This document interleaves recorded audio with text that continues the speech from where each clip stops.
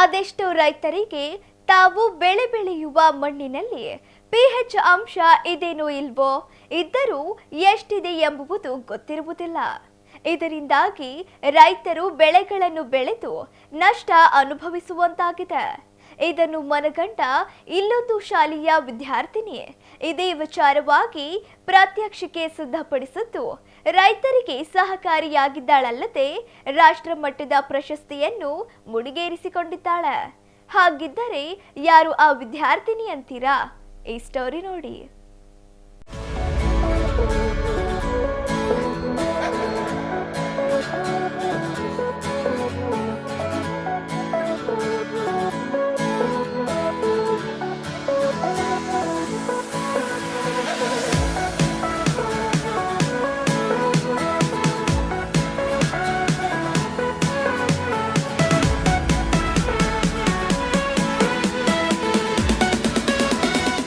ತೆಲಂಗಾಣದಲ್ಲಿ ನಡೆದ ವಿಜ್ಞಾನ ವಸ್ತು ಪ್ರದರ್ಶನದಲ್ಲಿ ಪಾಲ್ಗೊಂಡ ವಿದ್ಯಾರ್ಥಿ.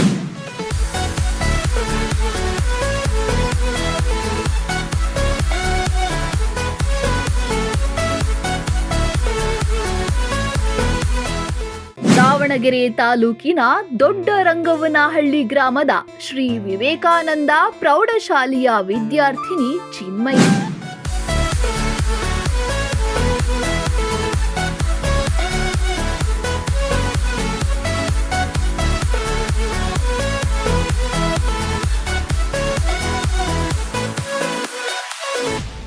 ರಾಷ್ಟ್ರಮಟ್ಟದ ವಿಜ್ಞಾನ ವಸ್ತು ಪ್ರದರ್ಶನದಲ್ಲಿ ದ್ವಿತೀಯ ಸ್ಥಾನ ಪಡೆದ ಚಿನ್ಮಯಿ.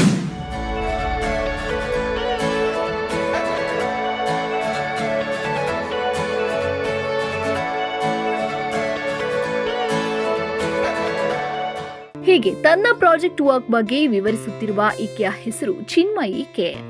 ದಾವಣಗೆರೆ ತಾಲೂಕಿನ ದೊಡ್ಡರಂಗವನಹಳ್ಳಿ ಗ್ರಾಮದ ಶ್ರೀ ವಿವೇಕಾನಂದ ಅನುದಾನಿತ ಪ್ರೌಢಶಾಲೆಯ ವಿದ್ಯಾರ್ಥಿನಿ. 10ನೇ ತರಗತಿ ಓದುತ್ತಿರುವ ಚಿನ್ಮಯಿಗೆ ಕೃಷಿಯಲ್ಲಿಯೂ ಕೂಡ ಆಸಕ್ತಿ. ಆಗಾಗ ತನ್ನ ಜಮೀನಿಗೆ ಹೋಗುತ್ತಿದ್ದ ಆಕೆ ಅಪ್ಪ ಬೆಳೆದ ಬೆಳೆಗಳು ತಮ್ಮ ಜಮೀನಿನಲ್ಲಿ ಸರಿಯಾಗಿ ಬರುತ್ತಿಲ್ಲ, ಇದರಿಂದಾಗಿ ಆರ್ಥಿಕ ಸಂಕಷ್ಟ ಅನುಭವಿಸುತ್ತಿದ್ದಾರೆಂದು ತಿಳಿದು ಅದರ ಮೇಲೆ ಅಧ್ಯಯನ ಆರಂಭಿಸಿದ್ದಾಳೆ. ಚಿನ್ಮಯಿಗೆ ಅವರ ಶಾಲೆಯ ವಿಜ್ಞಾನ ಶಿಕ್ಷಕರಾದ ಶಿಲ್ಪಾ ಜೋಶಿ ಅವರು ಕೂಡ ಸಾಥ್ ನೀಡಿದ್ದಾರೆ. ರೈತರು ಬೆಳೆ ಬೆಳೆಯುವ ಜಮೀನಿನಲ್ಲಿ ಪೊಟೆನ್ಷಿಯಲ್ ಆಫ್ ಹೈಡ್ರೋಜನ್ ಎಷ್ಟಿದೆ, ಅದರ ಮೇಲೆ ಯಾವ ಬೆಳೆ ಬೆಳೆದರೆ ಅನುಕೂಲ ಎಂಬುದನ್ನ ಚಿನ್ಮಯಿ ಅಧ್ಯಯನ ಮಾಡಲು ಆರಂಭಿಸಿದ್ದು, ಅದರ ಆಧಾರದ ಮೇಲೆ ಪ್ರಾಜೆಕ್ಟ್ ಕೂಡ ಸಿದ್ಧಪಡಿಸಿದ್ದ ಚಿನ್ಮಯಿ ತಾಲೂಕು ಮಟ್ಟ ಹಾಗೂ ಜಿಲ್ಲಾ ಮಟ್ಟ, ರಾಜ್ಯ ಮಟ್ಟದಲ್ಲಿ ಪ್ರಥಮ ಸ್ಥಾನ ಪಡೆದಿದ್ದು, ಬಳಿಕ ತೆಲಂಗಾಣದಲ್ಲಿ ನಡೆದ ವಿಜ್ಞಾನ ವಸ್ತು ಪ್ರದರ್ಶನ ಸ್ಪರ್ಧೆಗೆ ಚಿನ್ಮಯಿ ಆಯ್ಕೆಯಾಗಿದ್ದಳು. ತೆಲಂಗಾಣದಲ್ಲಿ ನಡೆದ ರಾಷ್ಟ್ರ ಮಟ್ಟದ ವಿಜ್ಞಾನ ವಸ್ತು ಪ್ರದರ್ಶನದಲ್ಲಿ ತನ್ನ ಪ್ರಾಜೆಕ್ಟ್ ಪ್ರದರ್ಶನ ಮಾಡಿದ ಚಿನ್ಮಯಿ ದ್ವಿತೀಯ ಸ್ಥಾನ ಪಡೆದಿದ್ದು, ರಾಷ್ಟ್ರ ಮಟ್ಟದ ಪ್ರಶಸ್ತಿ ಪಡೆದ ಹಳ್ಳಿ ಹುಡುಗಿ ಎಂಬ ಹೆಗ್ಗಳಿಕೆಗೆ ಪಾತ್ರವಾಗಿದ್ದಾಳಲ್ಲದೆ ದಾವಣಗೆರೆಗೆ ಕೀರ್ತಿ ತಂದಿದ್ದಾಳೆ. ಅಷ್ಟೇ ಅಲ್ಲದೆ ಮಣ್ಣಿನಲ್ಲಿ ಪಿಎಚ್ ಅಂಶ ಎಷ್ಟಿರಬೇಕು ಎಂದು ರೈತರಿಗೆ ವಿಜ್ಞಾನ ವಸ್ತು ಪ್ರದರ್ಶನದಲ್ಲಿ ಮನವರಿಕೆ ಮಾಡಿ ಸೈ ಎನಿಸಿಕೊಂಡಿದ್ದಾಳೆ. ಸೊ ನಾವು ಸರಿಯಾದ ಪಿಎಚ್ ಬಳಸಿ ಆಹಾರ ಸಂಪನ್ಮೂಲ ವೃದ್ಧಿಸ್ರಿ ಅನ್ನೋದ್ರ ಬಗ್ಗೆ ಮಾಡಿದ್ವಿ. ಸೊ ನಮ್ಮ ತಂದೆಗೆ ಪಿಎಚ್ ಅಂದರೆ ಏನು ಅಂತ ಗೊತ್ತಿದ್ದಿಲ್ಲ. ಮಣ್ಣನ್ನು ಪರೀಕ್ಷೆ ಮಾಡಿಸ್ದೇ ಬೆಳೆ ಬೆಳೀತಿದ್ರು. ಸೊ ನಷ್ಟ ಉಂಟು ಮಾಡ್ಕೊತಿದ್ರು. ಅದಕ್ಕೋಸ್ಕರ ನಮ್ಮ ಹೊಲದಲ್ಲಿ ನಷ್ಟ ನೋಡಿ ಮಣ್ಣನ್ನು ನಾವೇ ಪರೀಕ್ಷೆ ಮಾಡಿ, ನೈಸರ್ಗಿಕವಾಗಿ ನಾವೇ ಪರೀಕ್ಷೆ ಮಾಡಿಸಿ ಮಣ್ಣನ್ನು ಪಿಎಚ್ ಎಷ್ಟಿದೆ ಅಂತ ತಿಳ್ಕೊಂಡು, ನಾವೇ ಪಿಎಚ್ ಮಣ್ಣಲ್ಲಿ ಎಷ್ಟಿದೆ ಅಂತ ತಿಳ್ಕೊಂಡು ಉತ್ತಮವಾದಂತಹ ಬೆಳೆ ಬೆಳಿಬೋದು ಅಂತ ಈ ಟಾಪಿಕ್ ಶುರು ಮಾಡಿದ್ವಿ ಸರ್. ಸೊ ರೈತರಿಗೂ ಭಾಳ ಉಪಯೋಗ ಆಗುತ್ತೆ ಅಂತಲೂ ಗೊತ್ತಾಯಿತು ಸರ್. ಅದಕ್ಕೋಸ್ಕರ ಈ ಟಾಪಿಕ್ನ ಕಂಡುಹಿಡ್ಕೊಂಡ್ವಿ ಸರ್. ನಮ್ಮ ಹೊಲದಲ್ಲಿ ನಷ್ಟ ಉಂಟು ಮಾಡ್ಕೊಂತಿದ್ವಲ್ಲ ಸರ್, ಅದಕ್ಕೋಸ್ಕರ ನಾವು ರೈತರಿಗೂ ಉಪಯೋಗ ಆಗ್ಬೋದು. ನನ್ನ ತಂದೆನೂ ರೈತರಲ್ಲ ಸರ್, ಅದಕ್ಕೋಸ್ಕರ ರೈತರಿಗೂ ಉಪಯೋಗ ಆಗ್ಬೋದಲ್ಲ ಅಂತ ಈ ಟಾಪಿಕ್ನ ಕಂಡುಹಿಡ್ಕೊಂಡ್ವಿ. ಸೊ ನಾವು ತಾಲೂಕು ಮಟ್ಟನ ದಾವಣಗೆರೆಯಲ್ಲಿ ಇಟ್ಟಿದ್ದು ಸರ್. ಸೊ ಅಲ್ಲಿ ಪ್ರಥಮ ಸ್ಥಾನ ಬಂತು. ಸೊ ಅದೇ ರೀತಿಯಾದಂಥ ಜಿಲ್ಲಾ ಮಟ್ಟನೂ ದಾವಣಗೆರೆಯಲ್ಲೇ ನಡೀತು, ಅಲ್ಲಿ ಪ್ರಥಮ ಸ್ಥಾನ ಬಂತು. ರಾಜ್ಯದ ಮಟ್ಟ ಧಾರವಾಡದಲ್ಲಿ ನಡೀತು ಸರ್, ಅಲ್ಲಿ ಹೋಗಿ ಪ್ರಥಮ ಸ್ಥಾನ ಪಡೆದ್ವಿ. ಸೊ ಅದು ರಾಷ್ಟ್ರ ಮಟ್ಟ ತೆಲಂಗಾಣದಲ್ಲಿ ನಡೀತು ಸರ್, ಅಲ್ಲಿ ದ್ವಿತೀಯ ಸ್ಥಾನ ಬಂತು. ಸೊ ಭಾಳ ಖುಷಿ ಆಯಿತು. ನಮ್ಮ ಸ್ಕೂಲು ಯಾರಿಗೂ ಅಷ್ಟೊಂದು ಗೊತ್ತಿರಲಿಲ್ಲ ಸರ್. ಈ ಸ್ಕೂಲನ್ನು ತೆಲಂಗಾಣ ತನಕ ತೊಗೊಂಡೋದ್ದೀವಿ ಅಂದರೆ ಭಾಳ ಖುಷಿ ಆಕೈತಿ ಸರ್. ಸೊ ನಮ್ಮ ಟೀಚರ್ಸು ಅಷ್ಟೇ ಹೆಲ್ಪ್ ಮಾಡಿದರು. ಸೊ ಇಲ್ಲೇ ಟೀಚರ್ಸ್ನ ಪಡೆಯೋಕ್ಕೆ ಭಾಳ ಪುಣ್ಯ ಮಾಡಿದ್ವಿ. ತುಂಬ ಅನುಕೂಲ ಆಗುತ್ತೆ ಸರ್. ಅದು ಮಣ್ಣನ್ನು ಪರೀಕ್ಷೆ ಮಾಡಿಸಿ ನಾವೇ ಪರೀಕ್ಷೆ ಮಾಡಿಸ್ಕೊಂಡು ಭಾಳ ಉತ್ತಮವಾದಂಥ ಬೆಳೆ ಬೆಳಿತೀವಿ ಅಂದರೆ ರೈತರು ಎಲ್ಲರೂ ಇದನ್ನು ಉಪಯೋಗಿಸ್ಕೊಳ್ತಾರೆ ಅಂತ ಇದು ಮಾಡಿ. ಸೊ ಮಣ್ಣನ್ನು ಪರೀಕ್ಷೆ ಮಾಡಿಸಿದಾಗ ಅದರಲ್ಲಿ pH ಎಷ್ಟಿದೆ ಅಂತ ತೋರಿಸ್ತೈತಲ್ಲ ಸರ್, ಅದಕ್ಕೆ ತಕ್ಕಂತೆ pHಗೆ ಇಂಥ ಬೆಳೆಗೆ ಇಂಥ pH ಐತಿ ಅಂತ ಇರುತ್ತೆ ಸರ್. ಸೊ ಇಂಥ pHಗೆ ಇಂಥ ಬೆಳೆ ಅಂತಲೂ ಇದೆ ಸರ್. ಆ pH ಮಣ್ಣಲ್ಲಿ ಅವರು ಹೊಲದಲ್ಲಿ ಯಾವ ಥರ pH ಸಿಗುತ್ತೋ ಸೊ ಅದಕ್ಕೆ ತಕ್ಕಂತೆ ಬೆಳೆ ಬೆಳೆದ್ರೆ ಉತ್ತಮವಾದಂಥ ಬೆಳೆ ಸಿಗುತ್ತೆ ಸರ್.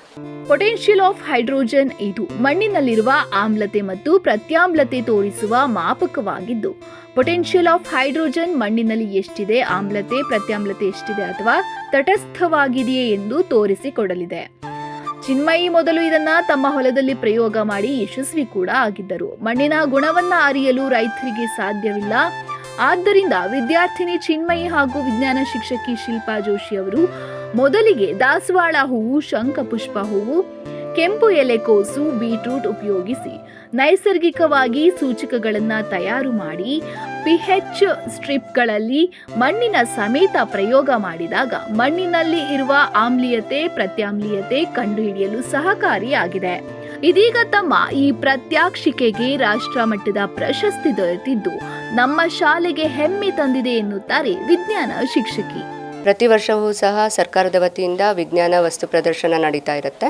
ನಾವು ಪ್ರತಿ ವರ್ಷವೂ ಸಹ ಭಾಗವಹಿಸ್ತಾ ಇರ್ತೀವಿ. ಅದೇ ಥರ ಈ ವರ್ಷವೂ ಭಾಗವಹಿಸುವ ಅವಕಾಶ ಬಂದಾಗ ನಾವು ಯಾವ ಒಂದು ಟಾಪಿಕನ್ನು ಚೂಸ್ ಮಾಡ್ಕೋಬೇಕು ಅಂತ ಯೋಚನೆ ಮಾಡಿದಾಗ ನಮ್ಮ ಶಾಲೆಗೆ ಇಲ್ಲಿ ಸುತ್ತಮುತ್ತ ಹಳ್ಳಿ ಮಕ್ಕಳೇ ಹೆಚ್ಚಾಗಿ ಬರ್ತಕ್ಕಂಥದ್ದು.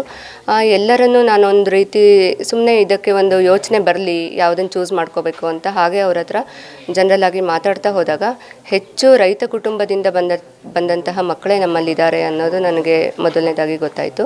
ಆನಂತರ ಅವರನ್ನು ನಾನು ಅದ್ರ ಬಗ್ಗೆನೇ ವಿಚಾರಿಸ್ತಾ ಹೋದಾಗ ಅವರು ಹೇಳಿದ್ದೇನು ಅಂದರೆ ಬೆಳೆ ಬೆಳೀತಾರೆ, ಗೊಬ್ಬರ ಯಾವ್ದು ತಗೊಳ್ತಾರೆ, ಬೀಜ ಯಾವ್ದು ಆಯ್ಕೆ ಮಾಡ್ತಾರೆ, ಕೀಟನಾಶಕ ಯಾವ್ದು ತಗೊಳ್ತಾರೆ, ಇದನ್ನೇ ಅವರು ಹೆಚ್ಚು ಮಾತಾಡ್ತಾ ಹೋದರು. ಆದರೆ ಮಣ್ಣಿನ ಗುಣಕ್ಕೆ ತಕ್ಕಂತೆ ಬೆಳೆಯನ್ನು ಬೆಳೀತಾರೆ ಅನ್ನೋದನ್ನು ಯಾರೂ ಸಹ ಹೇಳಲಿಲ್ಲ. ಹಾಗೆ ಮಣ್ಣಿನ ಒಂದು ಬಗ್ಗೆ ಯಾವುದೇ ಮಾತೇ ಅವರು ಆಡಿರಲಿಲ್ಲ. ಅದನ್ನು ನಾನು ಯೋಚನೆ ಮಾಡಿದಾಗ ಹೌದಲ್ಲ, ಇದ್ಯಾಕೆ ನಾನು ಟಾಪಿಕ್ಕಾಗಿ ತೊಗೋಬಾರ್ದು ಅಂತ ಒಂದು ಯೋಚನೆ ಬಂತು. ಈಗ ತಂತ್ರಜ್ಞಾನ ಅಂತಕ್ಕಂಥದ್ದು ಮನುಷ್ಯನ ಕೆಲಸವನ್ನು ಸುಲಭ ಮಾಡಲಿಕ್ಕೆ ಸಹಾಯ ಮಾಡುತ್ತೆ. ಆದರೆ ಕೃಷಿ ಅಂತಕ್ಕಂಥದ್ದು ಭಾರತದ ಬೆನ್ನೆಲುಬು ಅಂತ ನಾವು ಹೇಳ್ತೀವಿ. ನಮ್ಮ ಭಾರತ ರೈತರನ್ನು ಹೆಚ್ಚಾಗಿ ಪ್ರೋತ್ಸಾಹಿಸ್ತದೆ, ಆದರೆ ಅದು ಕೇವಲ ಒಂದು ಸ್ಲೋಗನ್ ಆಗಿ ನಾವು ಪ್ರೋತ್ಸಾಹ ನೀಡ್ತಾ ಇದ್ದೇವೆ. ಆದರೆ ತಂತ್ರಜ್ಞಾನದ ದೃಷ್ಟಿಕೋನದಿಂದ ರೈತರಿಗೆ ಸಹಾಯ ಆಗ್ತಕ್ಕಂಥ ಒಂದು ಬೆಳವಣಿಗೆಗಳನ್ನು ನೋಡ್ತಾ ಹೋದರೆ ಬೇರೆಯವಕ್ಕೆ ಇರ್ತಕ್ಕಂಥ ಒಂದು ಪ್ರೋತ್ಸಾಹ ರೈತರಿಗೆ ತಂತ್ರಜ್ಞಾನದ ಮಟ್ಟಿನಲ್ಲಿ ಸಿಕ್ಕಿಲ್ಲ ಅಂತ ಒಂದು ಯೋಚನೆ ಬಂತು. ಆ ಕಾರಣಕ್ಕೋಸ್ಕರ ಅವ್ರಿಗೆ ಉಪಯೋಗ ಆಗೋದೇನಾದರೂ ಒಂದು ಮಾಡೋಣ ಅನ್ನೋ ರೀತಿ ಯೋಚನೆ ಮಾಡಿ ಈ ಒಂದು ಟಾಪಿಕನ್ನು ನಾವು ಚೂಸ್ ಮಾಡ್ಕೊಂಡ್ವಿ. ಸೊ ಸರಿಯಾದ pH ಬಳಸಿ ಮತ್ತು ಆಹಾರ ಸಂಪನ್ಮೂಲ ವೃದ್ಧಿಸಿ ಅಂತಕ್ಕಂಥದ್ದು ನಮ್ಮ ಒಂದು ಪ್ರಾಜೆಕ್ಟ್ನ ಶೀರ್ಷಿಕೆ ಆಗಿತ್ತು. ಇದಕ್ಕೆ ನಾನು ಯಾವ ಮಗುವನ್ನು ಆಯ್ಕೆ ಮಾಡಬೇಕು ಅಂತ ನೋಡ್ತಾ ಹೋದಾಗ ಚಿನ್ಮಯಿ ಇದು ಸಹ ಸ್ವಂತ ಜಮೀನಿತ್ತು, ಅವರ ತಂದೆ ಸಹ ರೈತರೇ ಆಗಿದ್ದರು. ಆ ಕಾರಣಕ್ಕೋಸ್ಕರ ನಾನು ಅವಳನ್ನು ಒಂದು ಸಲ ಕೇಳಿದೆ, ಏನಮ್ಮ ಮತ್ತೆ ಹೀಗೆ ನಂದು ಯೋಚನೆ ಇದೆ, ಮಾಡ್ತೀಯಾ ನೀನು ಅಂದಾಗ ಅವಳು ತುಂಬ ಖುಷಿಯಿಂದ ಒಪ್ಕೊಂಡ್ಳು. ಮಿಸ್ ನಾನು ಮಾಡ್ತೀನಿ ಅಂತ. ಅವಳಿಗೂ ಸ್ವಲ್ಪ ಜಮೀನಿನ ಒಡನಾಟ ಇದ್ದಿದ್ದರಿಂದಾಗಿ ಆಯಿತು ಅವಳಿರಲಿ ಅಂತ ನಾನು ಅವಳನ್ನು ಆಯ್ಕೆ ಮಾಡ್ಕೊಂಡು ಈ ಪ್ರಾಜೆಕ್ಟನ್ನು ತಯಾರು ಮಾಡಿದ್ವಿ. ಸೊ ಮೊದಲನೇದಾಗಿ ತಾಲೂಕು ಮಟ್ಟ ಮತ್ತು ಜಿಲ್ಲಾ ಮಟ್ಟದ ಪ್ರದರ್ಶನ ದಾವಣಗೆರೆಯಲ್ಲಿ ನಡೀತು. ಈ ಒಂದು ಪ್ರದರ್ಶನದ ನಂತರ ಎರಡರಲ್ಲೂ ಸಹ ಅವಳು ಪ್ರಥಮ ಸ್ಥಾನವನ್ನು ಗಳಿಸಿದ್ಲು.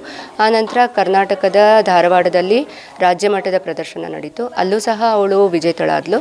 ಆನಂತರ ತೆಲಂಗಾಣಕ್ಕೆ ನಾವು ಹೋಗುವಂಥ ಒಂದು ಅವಕಾಶ ಸಿಕ್ತು. ಸೊ ಆ ಒಂದು ಸುದ್ದಿ ಕೇಳೋದೇ ಒಂದು ದೊಡ್ಡ ಖುಷಿ ಸಂತೋಷದ ವಿಷಯ ಆಗಿತ್ತು. ಯಾಕಂದರೆ ಗ್ರಾಮೀಣ ಭಾಗದಲ್ಲಿ ಮಕ್ಕಳನ್ನು ಶಾಲೆಗೆ ಕಳಿಸೋದೇ ಒಂದು ದುಸ್ಸಾಹಸದ ಕೆಲಸ ಅಂತ ನಾವು ನೋಡಿದ್ದೀವಿ ಸುಮಾರು ಇಷ್ಟು ವರ್ಷಗಳಲ್ಲಿ. ಅವರು ಕೆಲವೊಂದು ಪರಿಸ್ಥಿತಿಗಳ ಒಂದು ಒತ್ತಡಕ್ಕೆ ಒಳಪಟ್ಟು ಮಕ್ಕಳು ಸರಿಯಾದ ರೀತಿ ಶಾಲೆಗೆ ಬರ್ತಾ ಇರೋದಿಲ್ಲ. ಅಂಥದ್ರಲ್ಲಿ ಗ್ರಾಮೀಣ ಭಾಗದ ಒಂದು ಹೆಣ್ಣುಮಗು ರಾಷ್ಟ್ರೀಯ ಮಟ್ಟಕ್ಕೆ ಆಯ್ಕೆಯಾಗಿದ್ದಾಳೆ ಅನ್ನೋದು ಎಲ್ಲರಲ್ಲೂ ಒಂದು ರೀತಿಯ ಸಂಚಲನವನ್ನು ಮೂಡಿಸ್ತು. ಸೊ ಈಗ pH ಅಂತಂದರೆ ನಾವು ಅದನ್ನು ಹೈಡ್ರೋಜನ್ ಪವರ್ ಅಂತ ಹೇಳ್ತೀವಿ. ಅಂದರೆ ಮಣ್ಣಿನಲ್ಲಿರ್ತಕ್ಕಂತಹ ಒಂದು ಆಮ್ಲೀಯ ಮತ್ತು ಪ್ರತ್ಯಾಮ್ಲೀಯ ಗುಣವನ್ನು ಅದು ತೋರಿಸ್ಕೊಡುತ್ತೆ. ಸೊ ನೀರಿಗೆ pH ನಾವು ಸಾಮಾನ್ಯವಾಗಿ ನೋಡಿರ್ತೀವಿ, ಆದರೆ ಮಣ್ಣಿನ pH ಸಹ ಬೆಳೆಗಳಿಗೆ ತುಂಬ ಮುಖ್ಯ ಅನ್ನೋದು ನಮ್ಮ ಒಂದು ವಿಷಯ ಆಗಿತ್ತು. ಮಣ್ಣಿನ ಗುಣಕ್ಕೆ ತಕ್ಕಂತೆ ನಮ್ಮ ರೈತರು ಬೆಳೆಗಳನ್ನು ಬೆಳಿಬೇಕು ಅನ್ನೋದೇ ನಮ್ಮ ಒಂದು ಮೇನ್ ವಿಷಯ ಆಗಿತ್ತು. ಅದರ ಬಗ್ಗೆ ನಾವು ಹೆಚ್ಚು ಅಧ್ಯಯನ ಮಾಡ್ತಾ ಹೋದಾಗ ಈ ಒಂದು ಮಣ್ಣಿನ pH ಬಗ್ಗೆ ಒಂದು ಪ್ರಯೋಗನೇ ಮಾಡಿಬಿಡೋಣ ಅಂತ ನಾನು ಅವಳಿಗೊಂದು ಪ್ರಯೋಗ ಮಾಡಲಿಕ್ಕೆ ಹೇಳಿದೆ. ಸೊ 3 ಗುಣದ ಮಣ್ಣನ್ನು ಆಯ್ಕೆ ಮಾಡ್ಕೊಂಡ್ವಿ.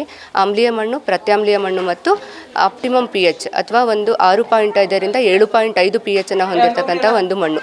ಈ 3 ರೀತಿಯ ಮಣ್ಣನ್ನು ನಾವು ಆಯ್ಕೆ ಮಾಡ್ಕೊಂಡ್ವಿ. ಆ 3 ಮಣ್ಣಲ್ಲೂ ಸಹ ಅವಳು ರಾಗಿಯ ಒಂದು ಬೆಳೆಯನ್ನು ಬೆಳೆದ್ಲು, ರಾಗಿಯನ್ನು ಹಾಕಿಬಿಟ್ಟು ಆ ಒಂದು ರಿಸಲ್ಟನ್ನು ನೋಡಿದಾಗ ನಮಗೆ ಅದು ಕಣ್ಣಿಗೆ ಗೋಚರ ಆಯಿತು. ಆಮ್ಲೀಯ ಮಣ್ಣಿನ ಒಂದು ಗುಣಕ್ಕೆ ತಕ್ಕಂತೆ ಬೆಳೆ ಹೇಗೆ ಬೆಳೆಯುತ್ತೆ, ಪ್ರತ್ಯಾಮ್ಲೀಯದಲ್ಲಿ ಹೇಗೆ ಬೆಳೆಯುತ್ತೆ ಮತ್ತು ಆಪ್ಟಿಮಮ್ pH ಅಥವಾ ಸರಿಯಾದ pH ಅಲ್ಲಿ ಯಾವ ರೀತಿ ಬೆಳೆಯುತ್ತೆ ಅನ್ನೋದು ನಮಗೆ ಅವಾಗ ಗೋಚರ ಆಯಿತು. ಅದನ್ನು ಸಹ ನಾವು ಪ್ರದರ್ಶನದಲ್ಲಿ ತಗೊಂಡಿದ್ವಿ. ಹಾಗೆಯೇ ಆಮ್ಲೀಯ ಮಣ್ಣಿನಲ್ಲಿ ಮತ್ತು ಪ್ರತ್ಯಾಮ್ಲೀಯ ಮಣ್ಣು ಎರಡೂ ಹೆಚ್ಚಾಗಿದ್ದಾಗ, ಅತಿ ಆಮ್ಲೀಯ ಅಥವಾ ಅತಿ ಪ್ರತ್ಯಾಮ್ಲೀಯದಲ್ಲಿ ಈ ಒಂದು ನ್ಯೂಟ್ರಿಷನ್ ಲಾಕ್ ಅಂತ ಹೇಳ್ತೀವಿ ನಾವು, ಪೋಷಕಾಂಶಗಳು ಗಿಡಕ್ಕೆ ಸರಿಯಾದ ರೀತಿ ಸಿಗೋದಿಲ್ಲ. ಪ್ರತಿ ಒಂದು ಗಿಡವೂ ಸಹ ಬೇರಿನಿಂದ ಪೋಷಕಾಂಶವನ್ನು ಪಡೆಯುತ್ತೆ.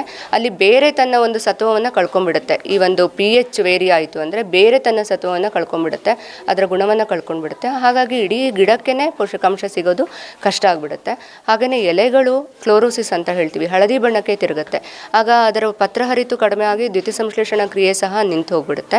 ಈ ರೀತಿಯೇ ನಾವು ಅಧ್ಯಯನ ಮಾಡ್ತಾ ಹೋದಾಗ ಮಣ್ಣಿನ ಗುಣಕ್ಕೆ ತಕ್ಕಂತೆ ಬೆಳೀತಕ್ಕಂಥ ಹಲವಾರು ರೀತಿಯ ಗಿಡಗಳಿದೆ ಅನ್ನೋದು ಸಹ ಗೊತ್ತಾಯಿತು. ಅಂದರೆ ಹೂವಿಗೆ ಬೇಕಾದಂಥ pH ಬೇರೆ ಇರುತ್ತೆ, ಮತ್ತು ಹಣ್ಣುಗಳಿಗೆ ಬೇಕಾದ pH ಬೇರೆ ಇರುತ್ತೆ, ಕಾಳುಗಳಿಗೆ ಬೇಕಾದ pH ಬೇರೆ ಇರುತ್ತೆ. ಈ ರೀತಿ ಹಲವಾರು ಬೆಳೆಗಳಿಗೆ ಬೇಕಾದಂಥ pH ಬೇರೆ ಬೇರೆ ಇರುತ್ತೆ ಅನ್ನೋದು ಸಹ ನಮ್ಮ ಒಂದು ಗಮನಕ್ಕೆ ಬರ್ತಾ ಹೋಯಿತು. ದಾವಣಗೆರೆ ತಾಲೂಕಿನ ಹೊಸಬಳ್ಳಾಪುರ ಗ್ರಾಮದ ನಿವಾಸಿಯಾಗಿರುವ ಚಿನ್ಮಯಿ ಅವರ ತಂದೆ ಕೂಡ ರೈತರೇ. ತನ್ನ ಹೊಲದಿಂದಲೇ ಈ ಪ್ರಾತ್ಯಕ್ಷಿಕೆ ಆರಂಭಿಸಿದ ಚಿನ್ಮಯಿ ಅದರಲ್ಲಿ ಯಶಸ್ವಿ ಕೂಡ ಆಗಿದ್ದು, ಶಾಲೆಗೆ, ಊರಿಗೆ, ಜಿಲ್ಲೆಗೆ ಕೀರ್ತಿ ತಂದಿದ್ದು ಚಿನ್ಮಯಿ ಪೋಷಕರು ಹರ್ಷ ವ್ಯಕ್ತಪಡಿಸಿದ್ದಾರೆ. ತುಂಬ ಖುಷಿ ಅನ್ಸುತ್ತೆ ಸರ್.